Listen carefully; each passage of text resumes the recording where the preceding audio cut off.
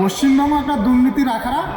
2011 সালে যে আমার যুব ভাইটা স্বপ্ন পেয়েছিল যে পালাবদলের ঘটনার পরে আজকে এই সরকারের সময়কালীন তার কর্মসংস্থান হবে, চাকরি হবে, কিন্তু আজকে 2026-এ এসে সেই যুবকটাও আজকে ভাতার মধ্যেও আসেনি, কারণ তার বয়সটা অলরেডি 40 বছর পার হয়ে গেছে।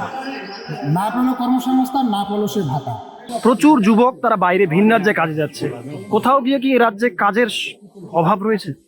হ্যাঁ, পশ্চিমবাংলায় যারা বিশেষ করে উচ্চশিক্ষায় শিক্ষিত এবং যাদের যোগ্যতা অর্জন করছে, পশ্চিমবাংলা বর্তমান সরকারের কর্মসংস্থান করতে না পারায়, বিশেষ করে শিল্প কর কারখানা না হওয়াতে উচ্চশিক্ষায় শিক্ষিত বেকার যুবকরা আজকে বেকারত্বের জ্বালায় ভিন রাজ্যে গিয়ে তাদের বিভিন্ন কাজের সঙ্গে যুক্ত হয়ে তারা কিছু আর্থিক সঞ্চয় করে পরিবারকে সহায়তা করছে। প্রাণহানির মতো তো ঘটনা ঘটছে। প্রাণহানির মতো ঘটনা ঘটছে।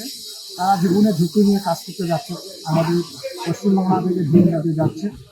আমরা বারবার আমাদের ভারতীয় জনতা পার্টির পক্ষ থেকে আমরা দাবি করে আসি, যারা উচ্চশিক্ষায় শিক্ষিত বেকার যুবক যুবতীরা আছে তাদের শিল্পায়নের মধ্য দিয়ে কর্মসংস্থানের ব্যবস্থা করা হোক।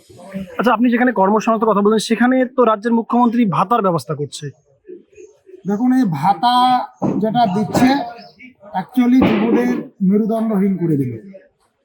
যে 2011 সালে যে আমার যুব ভাইটা স্বপ্ন পেয়েছিল যে পালাবদলের ঘটনার পরে আজকে এই সরকারের সময়কালীন তার কর্মসংস্থান হবে, চাকরি হবে, কিন্তু আজকে 2026-এ এসে সেই যুবকটাও আজকে ভাতার মধ্যেও আসেনি, কারণ তার বয়সটা অলরেডি 40 বছর পার হয়ে গেছে।